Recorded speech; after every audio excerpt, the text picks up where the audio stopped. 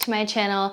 Today's video is going to be a pack and prep sort of video for our big move. If you've missed some life updates, I'll link the video up here for you guys to watch that first, but we're moving, so I'm going to be going through and decluttering, getting rid of some clothes, setting aside some things to sell on Facebook Marketplace.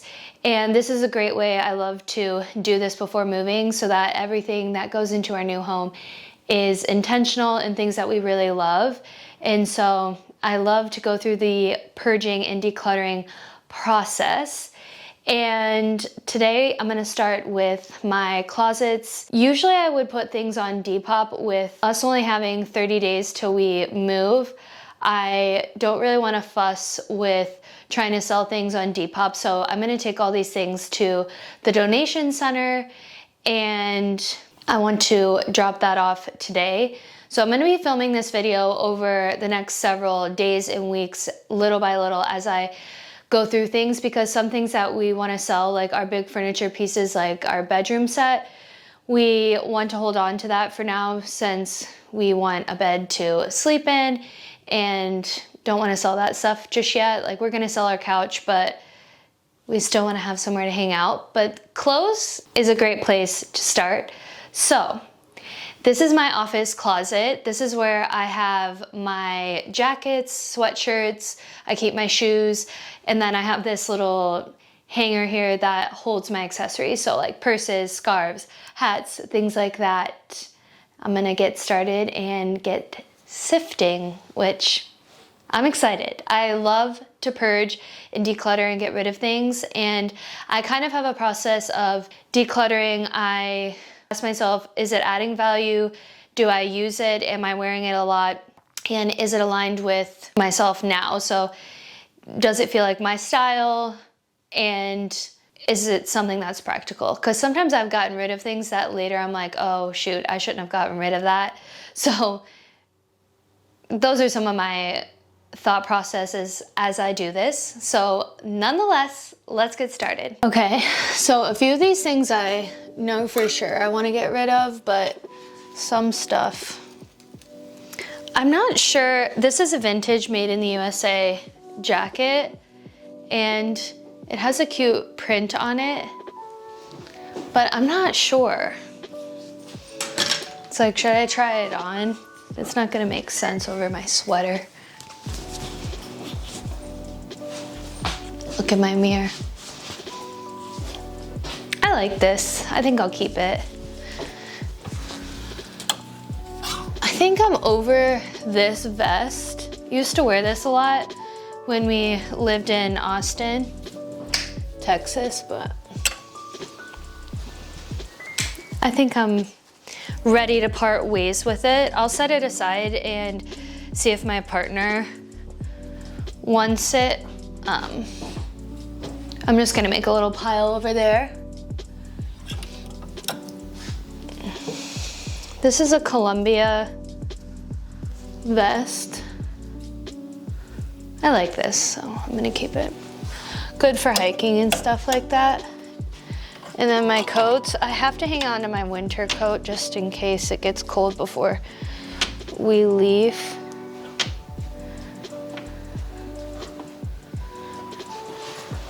Should I keep this? Yeah, I like this. I'm gonna keep this for sure. Oops. I do know I have a piece of luggage I want to get rid of. There's no sneakers. This is my suitcase bag. In here, I've kept some other travel bags. Like, I have this duffel bag. I'm gonna get rid of this. Okay, now for my little hanging thing. This is the only brown bag I have, so I'll keep it. But I would like to find a different brown bag eventually. These are my fanny packs, and I used to really love this one, but you can kind of see it's pretty tattered. But I used to really love this because it could fit my vlog camera in it, and I loved that. But It's like worn out, and I really want to get the black medium crescent bagoo bag because it goes across the shoulder and I can fit my camera in there and everything like that. So I'm gonna donate that. And then this is a little bit of a nicer quilted fanny pack, and this one is nice, so I'm gonna keep this black one. This is my bucket hat, and I love this thing, so she's a keep. Okay, I love this beige scarf. It's a classic, and then this is a really pretty pashmina scarf, and I like both of these, and these are the only scarves I have, so I think 2 is a good amount for me. And then this is a really nice towel material beach bag that Bree's parents got me for Christmas a couple years ago, and I really love this. So I'm gonna keep the bag, but I keep travel bags inside of here, so my gloves, I'll keep that because that's nice to have just in case. And then I have like a makeup bag, which these will be good to pack with, so I'll just keep some of these toiletry bags with me. This stuff is good to pack with, so I'm not gonna get rid of it.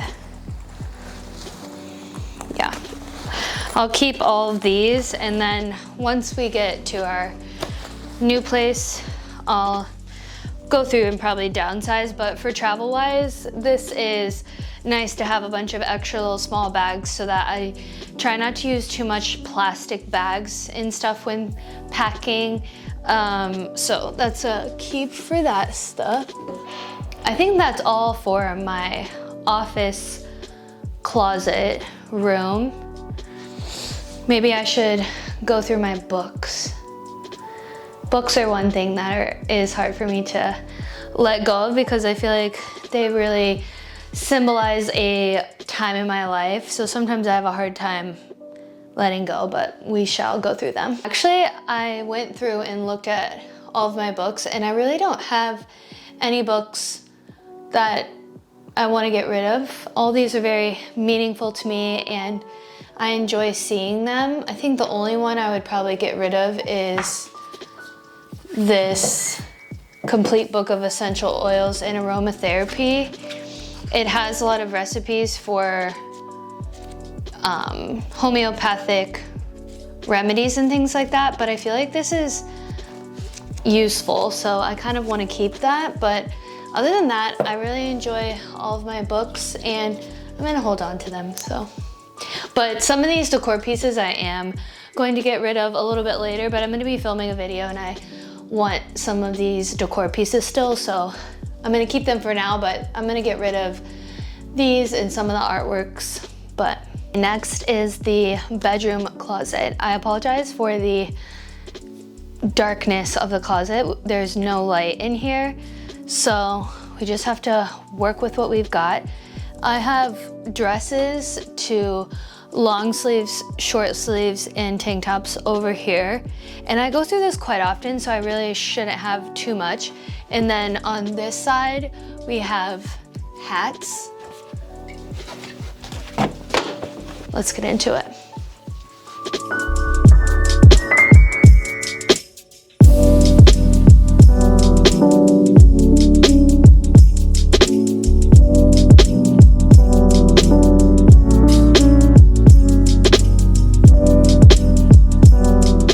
Now for the clothes. I have my nightgowns over here, and there's one for sure. I know this one, it's so pretty. It's a pink silky vintage nightgown, but one thing I hate about this is it clings from the static of the silk, and I can't stand it too. But it's so beautiful, so I'm gonna get rid of that. I also love these like felt hangers. These are my favorite hangers in the world.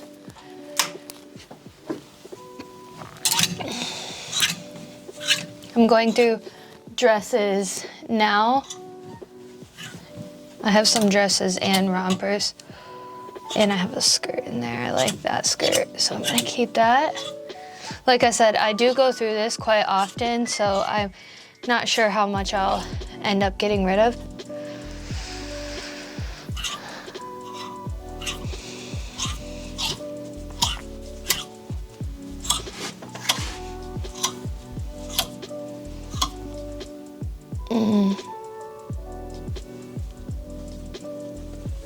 It's like, I always am like, am I gonna get rid of this?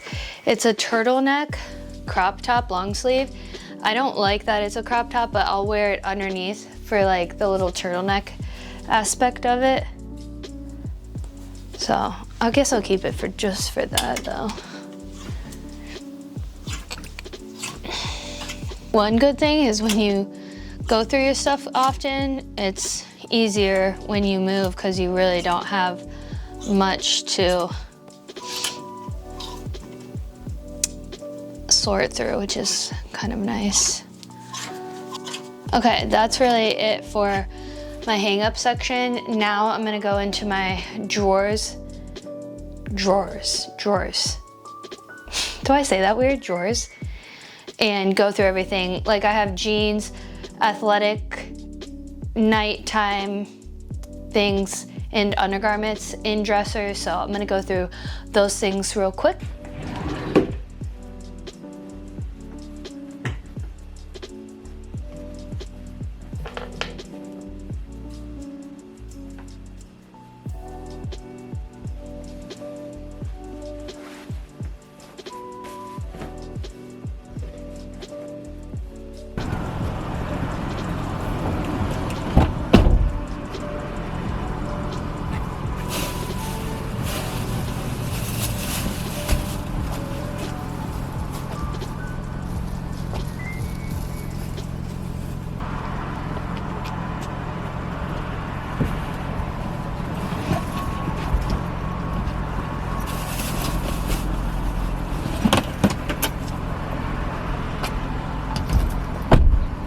Today's plan is to go through all of the decor. So I'm gonna go through the kitchen, the living room, all of our other rooms, and find small decor pieces that I can start to donate. I also have the windows open so you can probably hear the cars outside, but things that I can get rid of for donation and things that I can start working on Facebook Marketplace. Like I said, I still don't want to do the big pieces just yet, like the couch and our bed and everything like that. We're keeping our mattress, but just like the bed frame. So I'm going to go through some small things, that way I can take another trip to the donation center. So that's my plan for today.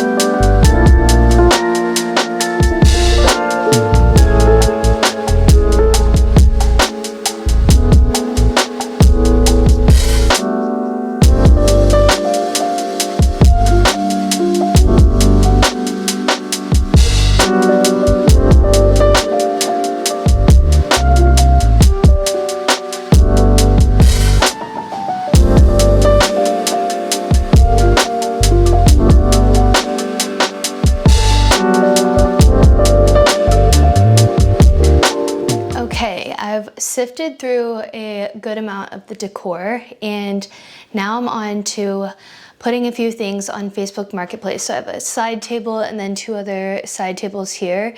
And I kind of wanted to go over with you guys some of my tips and tricks for selling on Facebook Marketplace. It's nothing groundbreaking, but if you haven't ever sold on Facebook Marketplace, maybe this will be helpful, and it's really easy. So here are my tips. So number 1 is to always clean and sanitize the furniture as much as possible. I always make sure to clean the furniture before I go to put it on Facebook Marketplace. I feel like that's a no-brainer, but a good tidbit is to always make sure your furniture is clean or vacuumed, wiped down, whatever the case may be.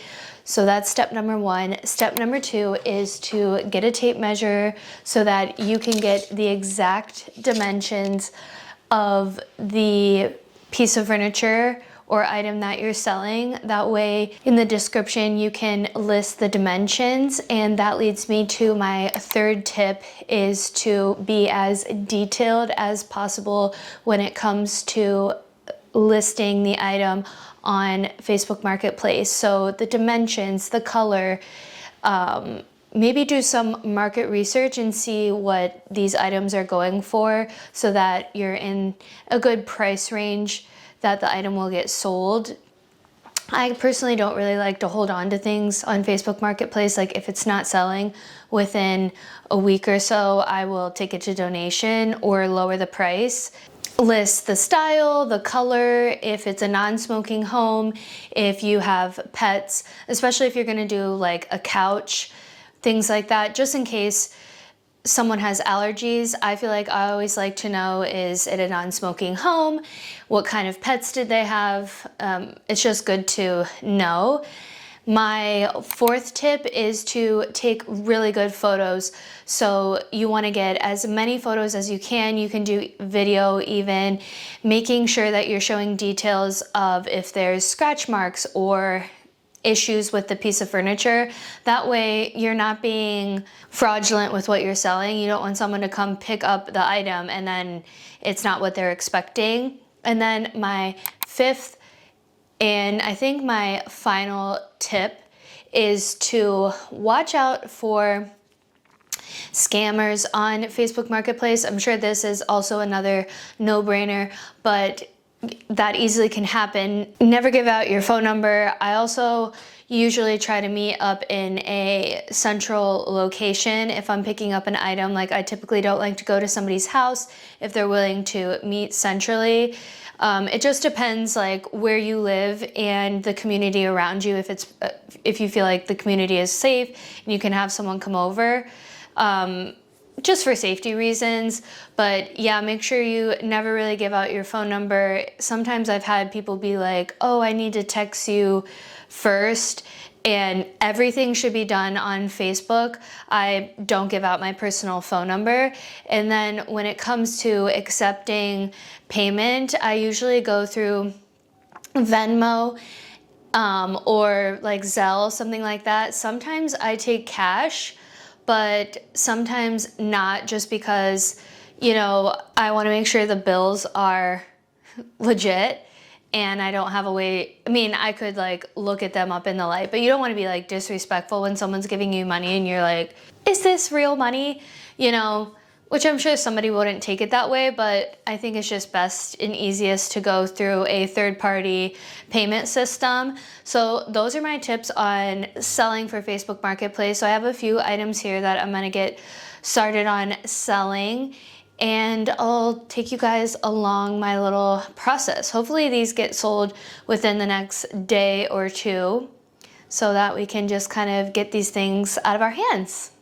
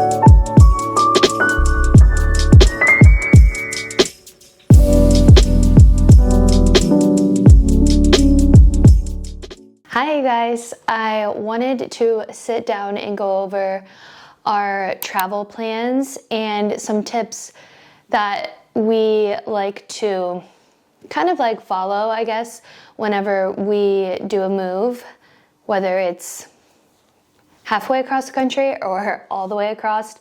We've moved, this will be our 4th time moving long distance, so I'd like to say that we have some good tips and tricks, but leave in the comments anything that I might have missed that's a good reminder when it comes to booking travel and things like that.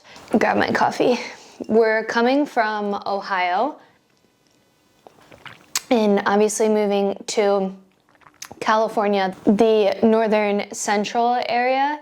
We always like to map out what it's going to be for the drive and then what states we're going to stop at. And we do usually like to do like 8-hour stints of driving. Before we've done 12, it's just slightly too long and we just want to enjoy it and be a little bit more easy on ourselves. So we're going to be stopping 3 nights. So the first day that we'll drive from Ohio, and then we're going to be stopping in Des Moines, Iowa. And then next we're going to be stopping in Cheyenne, Wyoming. And then the last stop will be in Salt Lake City, Utah. And then the last day we'll drive into our new area in California. The cats are outside the door, so they might be playing, I think. So we booked all of our hotels, and I use a third-party booking service called Expedia. And I do this because it generates points so you can get money off. So anytime I rent a car or do a hotel stay, I can earn points which reflect into dollars for a discount, which is really nice. So we use Expedia, but I'm sure that you can use other booking services that you prefer. Some of the tips for booking hotels that we like to keep in mind is when we look at the map, we try to stop in major cities, not small off-the-road areas. I feel like that's a given, but it's just a good pointer to think about. So we like to stay in major cities, number 1. Number 2 is we like to make sure there's things around so we're not feeling nervous to be alone, the 2 of us traveling, like obviously with the cats. So we like to make sure there's things around, like food, if we need to order food, because we'll have the cats with us. We usually try to DoorDash or pick up the food prior to getting to the hotel. So make sure there's things around. Also, free parking is huge, and making sure you're looking at the images of the parking lot. For example, we're gonna have a U-Haul enclosed trailer in the back of our car, so we're gonna need a parking lot that's open, not getting a hotel that's like in a city area that we would need the car to get valet or anything like that. So making sure there's open parking lot and free parking is another good bonus. Also, if you're traveling with cats, making sure that you're filtering the hotels by pet friendly. And before I book, I will literally call the places and double, triple check that it's pet friendly, especially for cats, and what's the deposit, because you don't want to show up to the hotel and be like, oh, they only take dogs, or they only take 1 animal, or the pet deposit is like hundreds of dollars, which it's usually not. Like any hotel is standard anywhere from $25 to $50, usually for 2 cats maximum. So if you're traveling with pets, I always say to triple check, call, make sure it's pet friendly, and make sure you know 100% that you can bring your cats, because you just want to make sure it's with ease when you arrive and you know all of your expenses. So always checking that it's pet friendly is another thing. Also, another great tip is to make sure the area is like really well lit, and that goes with being in a major city. A lot of times being in a major city, you'll be around airport hotels, so it's well lit. There's a lot of people in and out of the hotel, because I feel like it feels a little bit more safe in terms of having your cargo with you and special belongings. I always feel like safety is a huge priority. So making sure it's well lit and in a high traffic area, and that goes with being in a big city. So a lot of times airport hotels are really nice because people are always in and out, and there's a lot of lights and activity going around those areas, which is really great. Another thing I like to look at is like, do they offer breakfast, what time checkout is and what time check-in is. That way when you're traveling, you can gauge your arrival time, especially if you're driving long distance, and then checking out. It's just good to understand the time frame of those, and then if you can get a continental breakfast, that's always a bonus. A huge tip is to always, I am like huge on reviews. I feel like I take people's reviews very seriously when considering booking a hotel, like literally anything, a restaurant, it doesn't matter. I'm like looking at the reviews because it will tell you a lot. And so I always try to make sure I look at the reviews, how many stars is it, what are some of the concerns or kind of red flags that people say, and if it's really great reviews, I'm more inclined to book at those hotels. So that's really great. And I always try to stay within our budget. So we budget out a certain allotted amount for what we kind of guesstimate the travel to be for hotel stays. And then going through Expedia, you can filter, lowest to highest price. And then obviously we're not going to stay anywhere like too cheap, because the cheaper it is, the more you're going to risk your safety, the sanitary, etc. So we try to find an average ballpark around no more than $100 and no less than like $75. And we were able to stay in that ballpark, which is really great to have a kind of a guesstimate and setting your budget aside prior to moving. So, oh, here comes my cat. But those are my tips and tricks, like I said, for traveling and booking hotels. We're all set to go. We've basically been selling pretty much the majority of our stuff, and in the next moving series, we're gonna be packing and loading up the U-Haul. So I think that's gonna really conclude this video and first portion of the moving series. It's pretty crazy how bare the house is. I kept this stuff to have a backdrop because I'm going to be filming a book review or a book recap video, and then this background will no longer be. So it's real. We're 2 weeks away and we're both really excited. So let me know in the comments any of your travel tips. I would love to see them. And I hope you guys enjoyed this video. Don't forget to subscribe to see our journey of moving across country. Bye.